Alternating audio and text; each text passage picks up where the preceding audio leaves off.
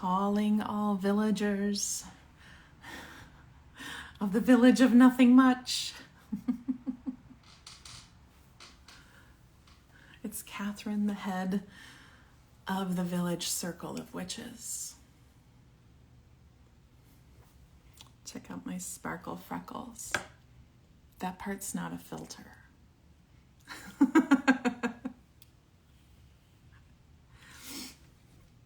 Hi.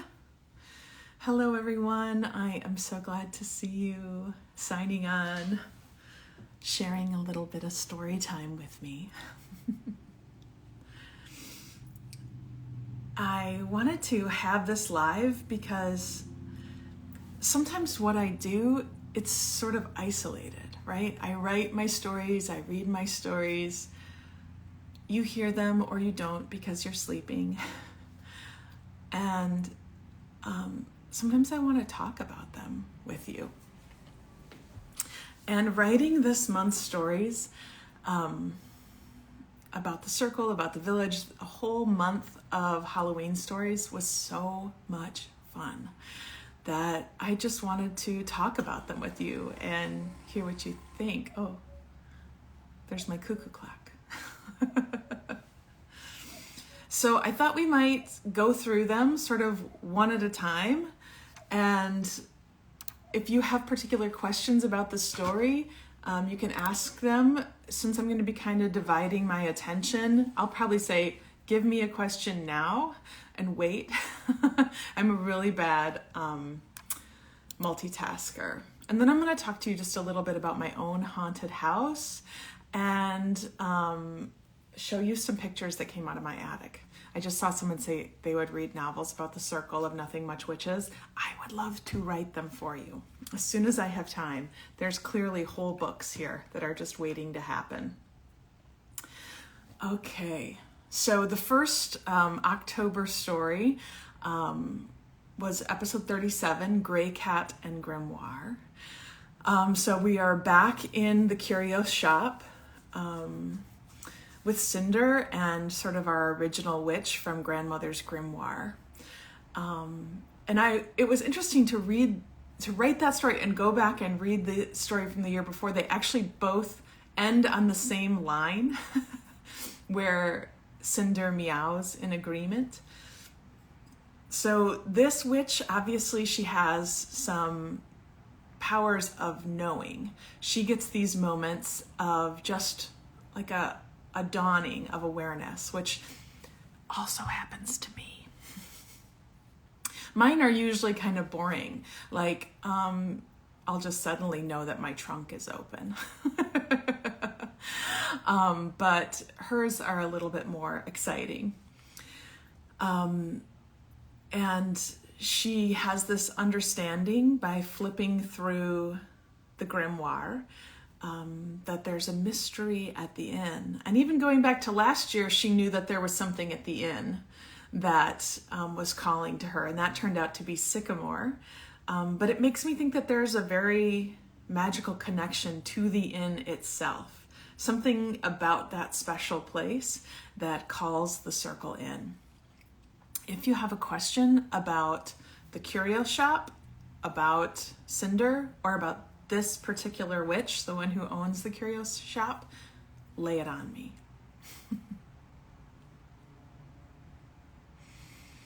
I'll give you a second to type.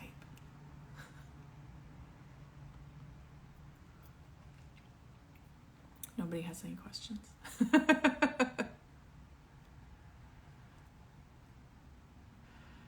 Yeah, I do write a lot about how intuition is kind of its own kind of magic. And that was something that developed in me over time, was relearning to listen to intuition. I feel like intuition is something that is taught out of us as we grow up. You know, the first time you're taught you have to hug somebody that you don't want to hug when you're a little kid. Sometime, those are moments when your intuition is quashed. And then as grown-ups, sometimes we don't know how to get in touch with those feelings anymore. We don't trust them when they show up. So just getting back into your intuition, I'm going to give you a really quick intuition practice if this is something that you want to work on. Try stretching yourself out someplace totally comfortable, be at ease, sort of like you're meditating. Take a couple of deep breaths, and then just say something that is undeniably true, like, today is Tuesday. It's true, right? There's no debate about it. And notice that how it feels in your body to speak the truth. And then later, when you have other moments when you're testing it out, look for those same feelings. Is what I'm saying now true? Is my body recognizing it as true? That's a simple way to build on your intuition. Someone said, do you know how long the shop has been open in the village? It feels like shop has its own mind too. The shop definitely does. I think this particular shop was opened by this witch, so it's only been open for a few years because that's when she was gifted the grimoire. But did her grandmother own this space 50 years before? I think there's a lot of echoes in the village, just like there are at the inn. Someone said, the inn sounds huge. Is it? It kind of is. It's really big. It's at least 3 floors with an attic. It has that giant ballroom. I have said before how many rooms are in it, and I don't want to say again because I know I'll get it wrong. We have a village archivist who compiles sort of all this data so that I can go back and look at it. But it's a very big place with long hallways on a good stretch of land. It's big. Amy asked if the curio shop is also haunted. I think there's energy there. I don't know that there's specific ghosts yet. I think we've sort of just seen one at the inn. Cinder seems like a familiar and not a real cat. Strange she was grandmother's cat. Is it strange? To me, it seems like that is exactly the behavior of a familiar. Obviously, this cat could not have lived 60 years or however long. It's probably not 60 years. I feel like this witch is probably in her 30s and 40s. And this cat came to her 5 years ago, but also was with her grandmother when she herself was 5. So this is not a regular cat. So I think that, and often I've described it sort of as a relationship of friendship, and it feels more like a familiar to me. Okay, I'm gonna go on to the next story, but if you have more questions, we can go back to it. So the next story is Crows and Candles, and kind of plays on last year's story of the witches going to the graveyard to clean the gravestones. And this witch, who is the narrator of the story, is the one who first found the curio shop. There's that 2-episode arc where one is her on the outside looking in and the witch on the outside waiting to welcome her in and talk to her.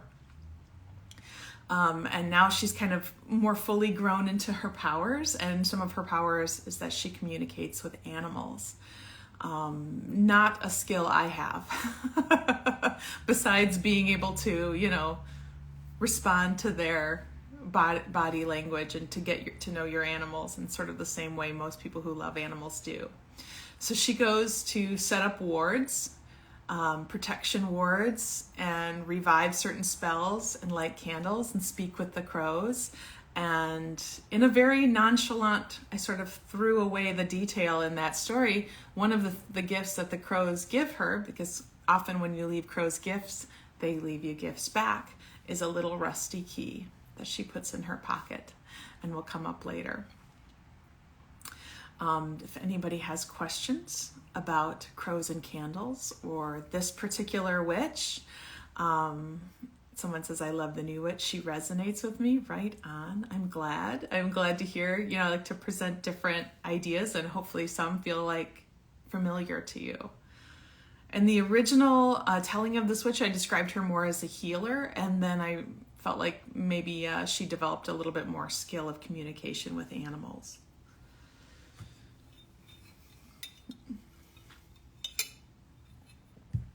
A cool product idea could be a grimoire type journal, something with content in it, and which room we could add, and which we had room to add to. This is my journal right now. Peep the sticker. We're going to have a sticker collection soon, so you can just buy stickers. But I am working on a Nothing Much Happens journal, and there would be prompts and also space for you to write. So great minds think alike. I'm so glad that my show can be there for you in difficult moments. I hope, I can guarantee it always will be. It will never not be available to you.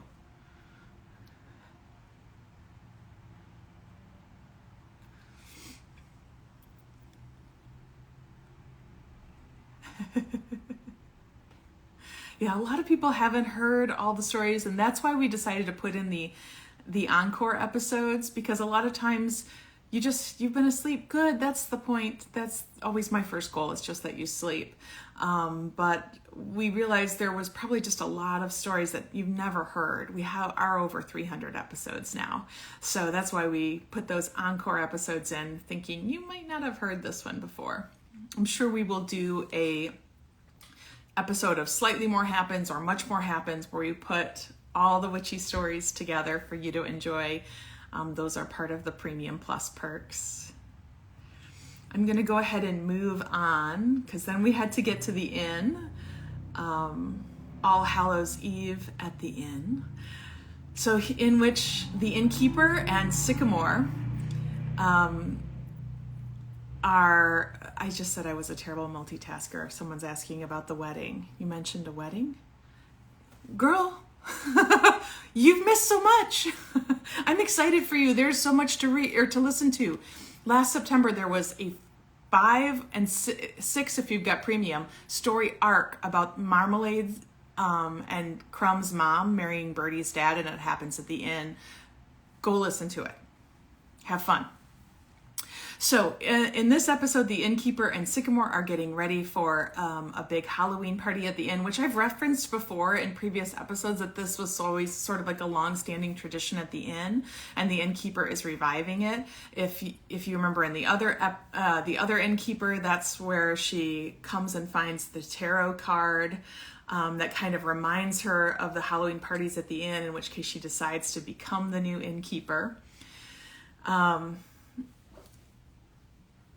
Somebody asked, she's in the apartment above the flower shop. Are there other stories about her besides the graveyard stories? I believe she is the narrator in the story called Table for One. There might be more, but she is at least the narrator in Table for One. Focus, Kathryn. This is not my strong suit. Okay, so we're at the inn. All those pumpkins lit up. Chef has thoughtfully put rechargeable lights and all the pumpkins. I love that moment. I feel like Chef and the innkeeper have this really lovely friendship where, she's just sort of a little bit dreamier, and Chef, they're just a little bit more practical. She's usually wandering around, and then Chef's like, have you eaten? Here's a plate. And I really love that about them. So there's this really kind of spooky moment in this story, right? Where she's getting dressed as the original innkeeper, and she looks at herself in the mirror and she sees herself, but she also doesn't. There's something about her that she is glimpsing a moment of the other innkeeper, as if she could be stepping into her body in that moment. And I really loved writing that. I loved being able to wander down a slightly spooky path. And as someone who lives in a haunted house, I've learned to make friends with the ghosts and kind of appreciate the company. So I hope that was fun for y'all as well. Let me know if you have any innkeeper or Sycamore specific questions.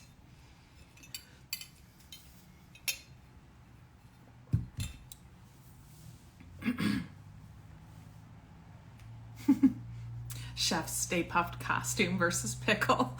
It was really fun.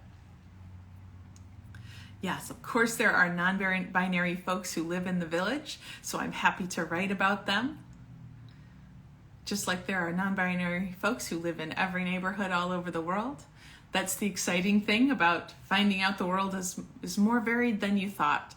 I just think it's lovely and exciting, and I want to hear everyone's stories. So the last story of the Halloween, wait, do you know anything about Sycamore's backstory? A bit of a familiar too. Okay, so here's what we know about Sycamore. Sycamore was found in that tree, right?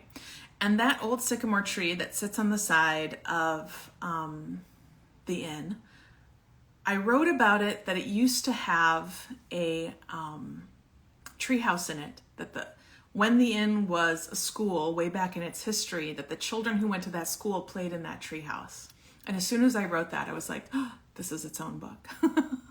I could feel sort of the energy of those kids up in the tree house and wondering what happened to that tree house.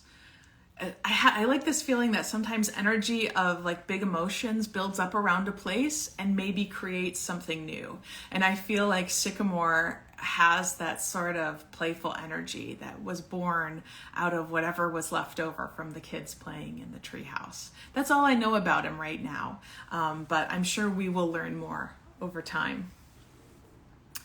So in the last story of the month-long stories, we got to the secret stair, which I'm just going to ask you right now to please forgive me.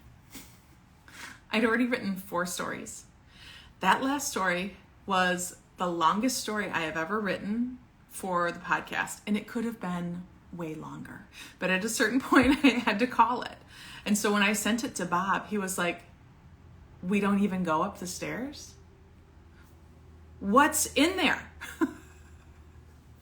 And I was like, don't worry, we will eventually find out, y'all. But it's not the end of the story. It is just the end of it for right now. I already know what's in there. I know what it means for the innkeeper. So some of the things I wanted to point out were some of the fun costumes. Did y'all recognize that the witch who was the narrator for Crows and Candles, who speaks to the animal, that she's dressed up like the Princess Bride pirate and even says, as you wish? The Curious Witch isn't wearing the Queen of Hearts costume. That is right, because that is a totally different character.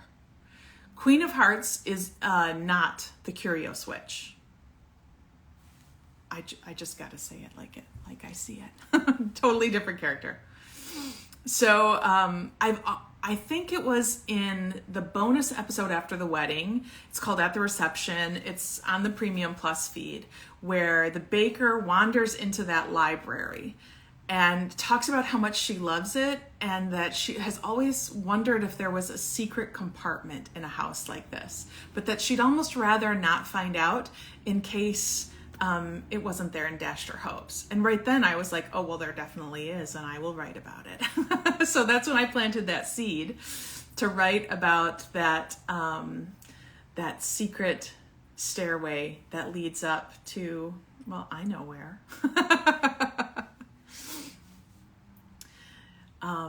I really loved the detail of the witch, first of all, with her black salt. The idea of black salt being a protective charm, and that you take ashes from a sacred fire, and to think about what was sacred at the inn, or places where people shared and made memories. I make black salt. I use fire from my own fireplace, where my wife and I and our dogs sit and watch movies and have family time, and mix it with salt and protect my house with it. And y'all knew I was a witch already, right? You knew that.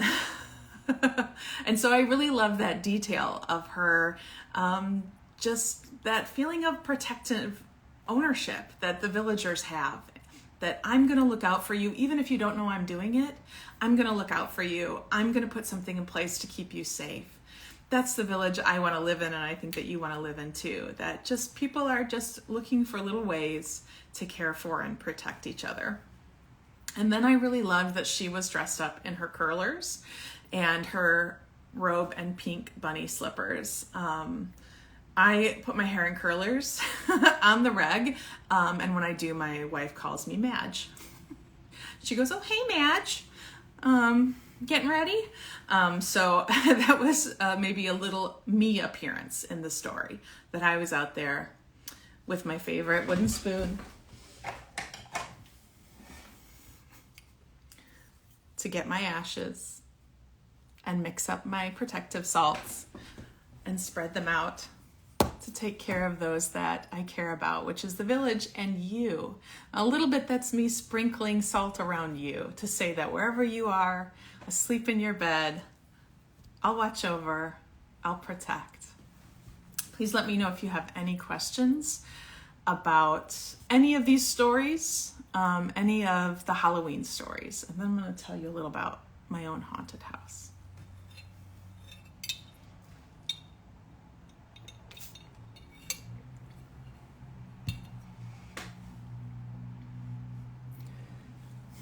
You are very welcome. Oh, sorry.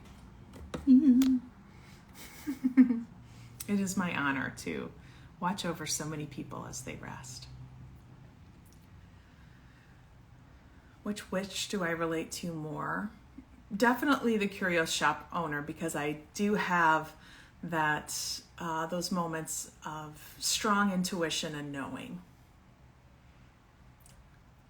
I'm so glad that I help you sleep. You've yet to hear more than 5 minutes of the stories. Fantastic. That's really the best. How many witches are in the circle? I think there are at least 5 or 6. So there's more folks for us to meet, for sure. We also know about the Tea Witch. So I live in your house, or I live in a house that is Marmalade in the haunted house. No, I don't think so. Oh, I don't think there's anything in Marmalade's house. Can we meet another witch with a raven familiar? I thought about ravens when I wrote about the crow story. They are separate birds. I looked it up, but I'm sure we'll learn more. Where did Rosa come from, the one whose grave at the coven came across the... So Rosa was just a villager who lived, maybe 100 years ago, and didn't have a coven until our coven adopted her, but was just a special sort of person.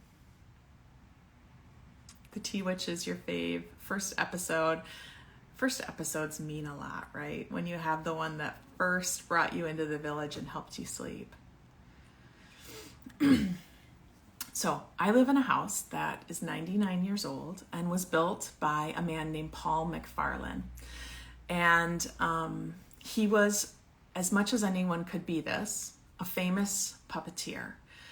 His puppets are now in the Detroit Institute of Arts. My wife and I went to visit them. And he was also an artist in many ways. He wrote and translated books. I have some of his books that I found on eBay and in antique booksellers. He painted backdrops for theater. He was just generally an artist. And in the house, there is an elevated area where the puppet's stage was, and then a lowered area where the seats were, where people could watch the puppet shows. And I have a strong feeling of connection to Paul. Now, this is supposition, but these are pictures that came down from our attic, and I talk about this in the episode Spooky Season of Stories from the Village of Nothing Much, which if you aren't listening to that, my friends, you are missing out. So much fun. So, let's see if you can see this. This came out of the attic. This is not my house. I think this young man with suspenders might be Paul. I think this is his house that he grew up with. Grew up somewhere in Grosse Pointe Shores, Michigan. And I think that this is his family, in front of his family house. Every night, around 9:45, there is just a single knock from the attic. I have to say sometimes it's more than just once a night. But it comes often at moments when we need to go to sleep, and I think it's a general reminder to ladies, put your phones down, read a book, fall asleep, listen to your podcast, go to sleep. Often they have come at moments when I felt quite alone. I remember the day before I went in to go record the audiobook of Nothing Much Happens, I was nervous about that. Audiobooks mean a lot to me. And I remember my wife was out of town for business. I was all alone. My anxiety was sky high. And I remember laying in bed just watching my thoughts race and hearing a knock in the attic. And it felt like companionship, like friend, like support. That's how my house haunting has always felt. There's a couple other things going on. The stairs that come down from the attic, just like in Halloween in an old house, that 100% happens here. So when this came down from the attic, which I do not go to because I feel like the attic is none of my business, and I just don't need to go up there. But my electrician went up there and said, there's some pictures. Can I bring them down? I want to show you the other two pictures he brought down.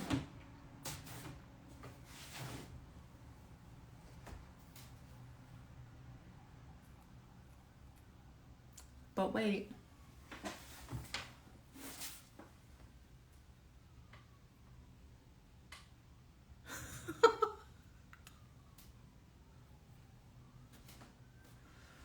These are some severe looking folks. The funny thing was, we brought them down out of the attic. After that, for 6 months, not a single knock. The knock went silent. And I was like, oh, they just wanted out. Eventually the knock came back. We don't know what it means.